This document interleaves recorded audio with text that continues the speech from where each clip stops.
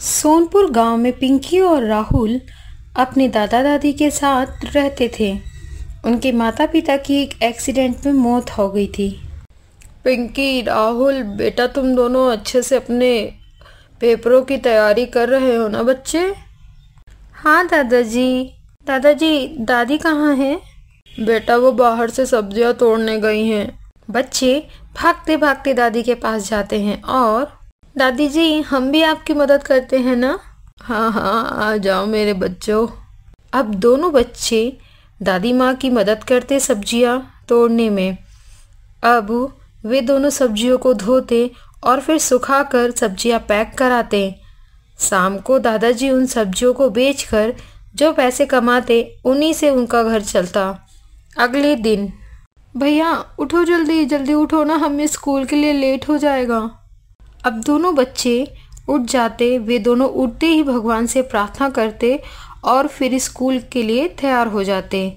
दोपहर में जैसे ही बच्चे वापस आते हैं तभी वह देखते हैं कि उनके दादाजी को सांप ने काट लिया, जिसकी वजह से उनकी मृत्यु हो गई है।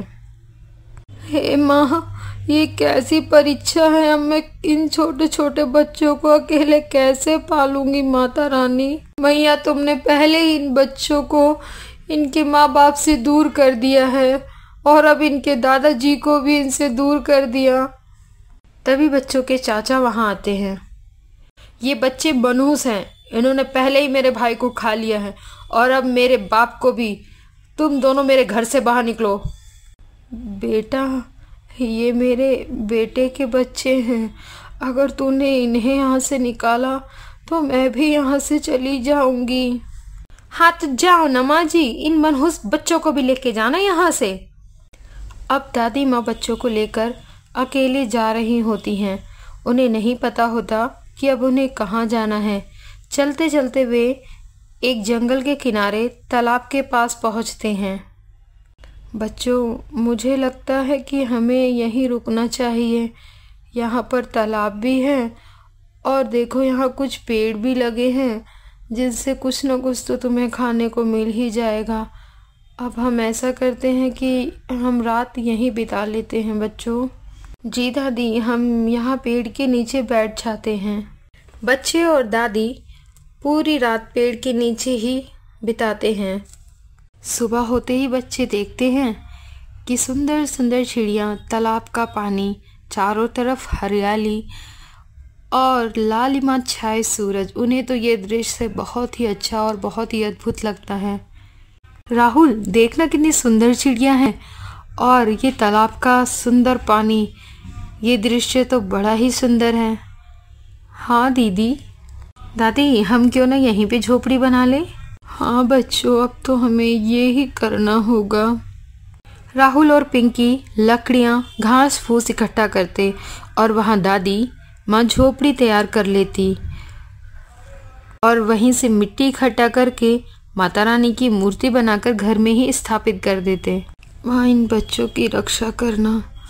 अब तो मैंने इन्हें तुम्हारे सहारे ही अकेले छोड़ दिया है। आप ही हमारी नैया पार लगाना मैया रानी, हम आपके ही भरोसे हैं। अब दादी माँ गांव गांव में जाती और बच्चों के लिए भीख मांगती। भीख में मिला खाना बच्चों को खिला देती। एक दिन, बेटा कुछ भीख दे दे। बेटी, मेरे घर में बच्चे भूखे हैं। अम्मा जी, मेरे पास खाना तो नहीं है, पर ये पैसे ले लो, आप इनसे खाना खरीद लेना। दादी रास्ते से जा ही रही होती है कि उन्हें पास में एक ढाबा दिखता है और वह उन पैसों से खाना ले लेती।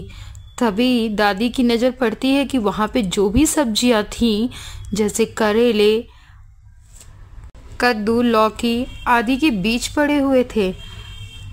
दादी उन बीजों को उठा ले आती हैं घर में। दादी, आप ये क्या कर रही हैं?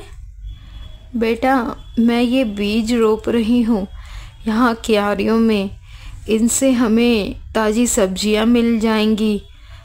बस इतना ध्यान रखना मेरे बच्चे, मैं जब ना रहूँ तो कोई भी गाय या फिर पालतू जानवर आके इन बीजों को या पौधों को खाए ना। ठीक है दादी जी।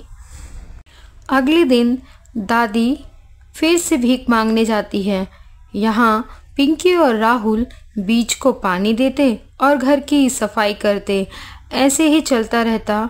कुछ ही दिनों में दादी, बाहर चलो, बाहर देखो चल के, हमारे तो जो बीज हमने रोपे थे ना, उसमें तो कुछ में पत्तियाँ और कुछ में तो फूल भी आ गए हैं।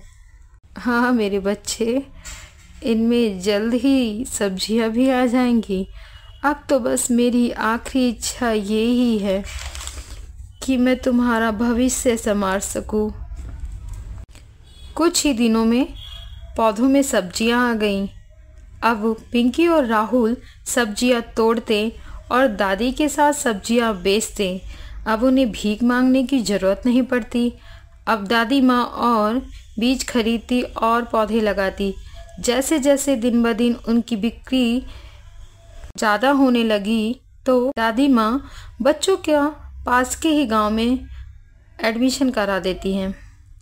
अब तुम दोनों वहाँ पढ़ने जाना मेरे बच्चों। मेरी प्रिंसिपल मैडम से बात हो गई है। जी दादी जी।